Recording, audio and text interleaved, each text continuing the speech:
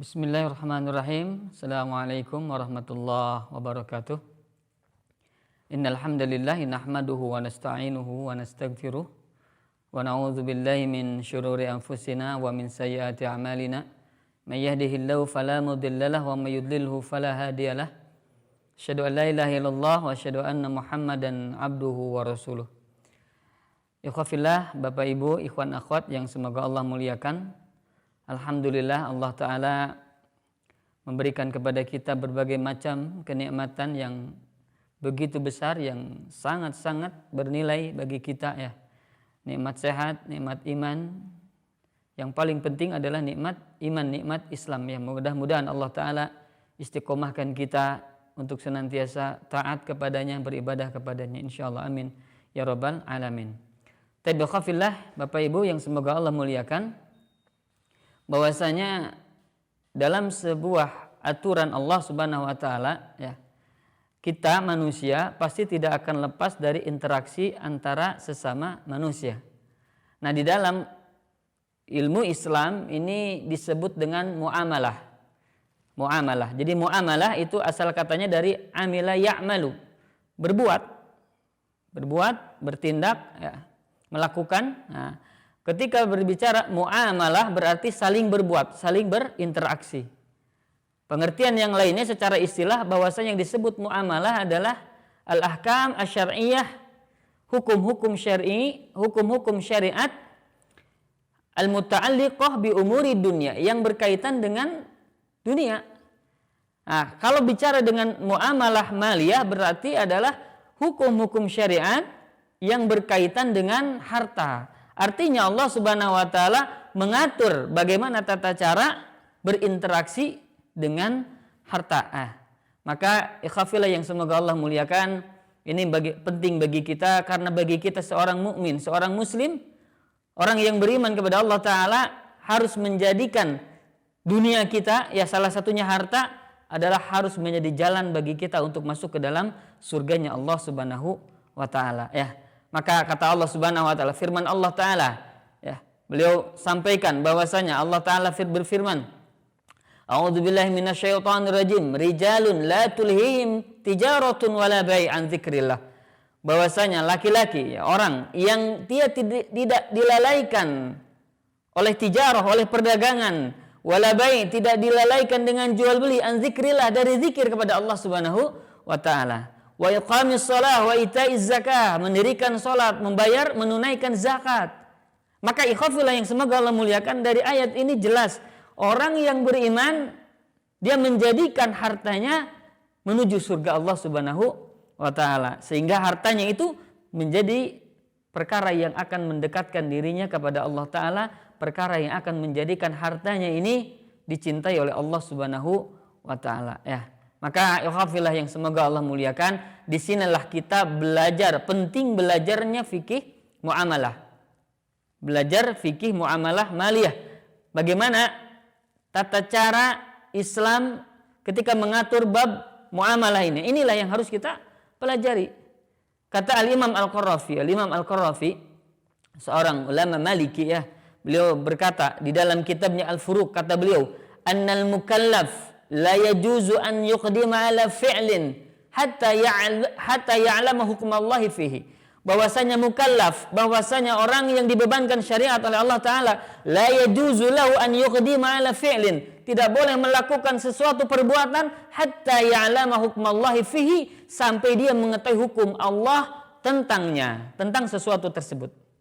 Faman ba'a wajaba alaihi an yata'allama ma 'ayyanahu Allah wa syara'ahu fil bai'. Barang siapa yang melakukan jual beli, maka wajib baginya untuk mempelajari segala perkara yang Allah tentukan, yang Allah syariatkan dalam bab jual beli. Masya Allah. Ya khafillah yang semoga Allah muliakan, hampir tidak ada aktivitas setiap hari kecuali kita pasti berjual beli ya, betul ya. Maka orang yang beriman harus memahami, Pak. Kita sebagai orang yang beriman harus memahami bagaimana tata cara jual beli yang diatur oleh Islam. Wa man ajara wajaba alaihi an yata'allama ma syara'ahu Allah Ta'ala fil ijarah. Barang siapa yang melakukan sewa menyewa, barang siapa yang melakukan ijarah, barang siapa yang melakukan jasa begitu, maka wajib baginya mempelajari yang Allah syariatkan dalam bab ijarah, dalam bab jasa, dalam bab sewa menyewa. Masya Allah. Maka ikhwafillah Bapak Ibu yang semoga Allah muliakan, di sinilah pentingnya belajar muamalah. Wa man qarada wajaba alaihi an yata'allama hukmallahi ta'ala fil qirad. Barang siapa yang bekerja sama bisnis, investasi dan lain sebagainya, maka wajib baginya mempelajari apa yang Allah syariatkan dalam bab investasi. Masya Allah. Ini sementara kita tiap saat ya bergelut dengan harta, bergelut dengan dunia, maka wajib bagi kita untuk mempelajari perkara-perkara itu. Ya, disinilah ya diatur di dalam bab fikih muamalah ya. Ikhwafillah yang semoga Allah muliakan, manusia saat ini mereka tidak peduli dengan harta yang didapatkan. Ya, kata Nabi Shallallahu Alaihi Wasallam dalam sebuah hadis yang sahih riwayat Al-Imam Al-Bukhari, kata Nabi Shallallahu Alaihi Wasallam, la ya'tiyanna ala nasi zamanun, akan datang suatu zaman bagi manusia, la yubalil mar'u bima akhadhal mal, di mana manusia saat itu tidak pernah peduli terhadap apa yang dia lakukan dengan harta itu. Dia tidak peduli dari mana harta itu diambil. Amin halal, amin haram. Apakah dari perkara halal ataupun dari perkara yang haram. Waliyadzubillah ya khafillah. Ya, bahwasanya kata Nabi suatu saat akan datang zaman di mana zaman itu saat itu manusia tidak peduli terhadap harta yang dia ambil. Apakah dari jalan halal, jalan haram. Waliyadzubillah. Banyak orang menipu untuk mendapatkan kesenangan dunia, untuk mendapatkan kekayaan. Banyak orang yang berkhianat, banyak orang pedagang-pedagang yang menipu pembeli. Masya Allah, waliyadzubillah. Ini hati-hati khafillah, semoga Allah jauhkan dari perkara yang seperti itu ya. Kenapa? Karena harta haram itu ya, harta haram itu ini akan menyebabkan perkara-perkara yang waliyadzubillah ya. Salah satunya akibat orang yang memakan harta haram, dia akan disamakan dengan orang-orang Yahudi. Kenapa? Orang-orang Yahudi itu mereka ciri khasnya adalah senang dengan harta haram, waliyadzubillah ya. Mereka senang dengan perkara-perkara yang riswah. Apa riswah itu? Sogok menyogok, korupsi dan lain sebagainya, waliyadzubillah. Ini disamakan dengan orang-orang Yahudi ya. Yang kedua, orang yang suka memakan harta haram itu bagaikan dia memasukkan api ke dalam neraka, waliyadzubillah. Kata Nabi sallallahu alaihi wasallam, kepada Ka'ab bin Ujrah, ya Ka'ab, la yadkhulul jannah lahmun nabata min suhtin. Tidak akan pernah masuk surga daging yang tumbuh dari harta haram. Allah musta'an. An-naru aula bih. Neraka bagiannya. Allah karim. Kata Nabi sallallahu alaihi wasallam, daging yang tumbuh dari harta haram tidak akan pernah masuk surga. Waliyadzubillah. Ini bahayanya harta haram. Dan doa dia tidak akan dikabulkan. Yang ketiga, doa tidak dikabulkan. Jadi yang pertama tadi seperti orang Yahudi. Yang kedua, dia seolah-olah memasukkan neraka kepada perutnya. Yang ketiga, doanya tidak dikabulkan. Sebagaimana kata Nabi SAW, ada orang yang musafir, orang yang compang-camping, pakaiannya, rambutnya dan lain sebagainya. Nah, biasanya orang musafir itu dikabulkan oleh Allah Subhanahu Wa Taala doanya, diijabah oleh Allah, dimudahkan oleh Allah doa-doanya. Akan tetapi karena dia memakan harta haram, kata Nabi SAW, dia mengangkat tangannya ke langit, ke atas langit, dia berdoa kepada Allah. Dia berdoa kepada Allah, ya Rabbi, ya Rabbi, ya Allah, ya Allah.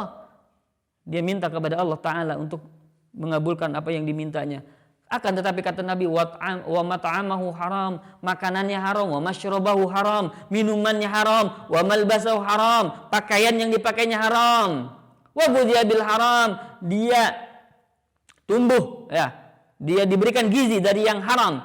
Fa anna yustajabu lidzalik, bagaimana diijabah doanya, waliyadzubillah. Maka ikhafillah yang semoga Allah muliakan, orang yang berkaitan dengan harta haram ya, maka mereka doanya tidak dikabulkan oleh Allah Subhanahu wa taala ya. Maka ikhafillah yang semoga Allah muliakan, wajib bagi kita untuk mempelajari ilmu yang berkaitan dengan muamalah ya. Kenapa? Karena kata Ali bin Abi Thalib, manittajara qabla an yatafaqqaha. Barang siapa yang melakukan tijarah, perdagangan, melakukan bisnis sebelum dia faham, belum dia faqih, maka faqad irtatama fir riba, dia akan terjerumus ke dalam riba. Summar tatama, dia akan terjerumus, dia pasti akan terjerumus. Waliyadzubillah. Ya, bahkan Umar bin Khattab beliau pernah berinspeksi, ya, menginspeksi pasar, dicari siapa kira-kira pedagang yang tidak memahami fikih muamalah ini. Kalau tidak memahami fikih muamalah, diusir. Jangan berjualan di pasar itu. Masya Allah. La yabi'u fi suqina hadza, kata Umar bin Khattab. Tidak boleh orang yang berjualan di pasarku ini, di pasar ini. Orang yang man lam yafqah, orang yang belum faqih, orang yang belum faham dalam bab ilmu agama, dalam bab fikih muamalah. Masya Allah. Ini pentingnya belajar fikih muamalah. Maka insya Allah ikhwafillah yang semoga Allah muliakan, kita akan coba ya berseri sedikit demi sedikit. Terus berurutannya dari awal sampai akhir kita akan mempelajari bab tentang muamalah maliyah yang berkaitan dengan muamalah maliyah, berjual beli, bagaimana ijarah, sewa menyewa, bagaimana yang berkaitan dengan musyarakah, ya mudharabah dan lain sebagainya yang berkaitan dengan perkara-perkara yang berhubungan dengan harta, ya. Mudah-mudahan insyaallah Allah istiqomahkan dan Allah berikan kemudahan bagi kita untuk bisa mempelajari ya satu persatu, sedikit demi sedikit insyaallah. Allah alam, itulah yang mungkin disampaikan ya di pertemuan ini. Insyaallah di pertemuan selanjutnya kita membahas dalam bab yang lain ya, terutama khususnya bab jual beli mungkin ya insyaallah. Aqulu qouli hadza wa astaghfirullah li wa lakum. Assalamualaikum warahmatullahi wabarakatuh.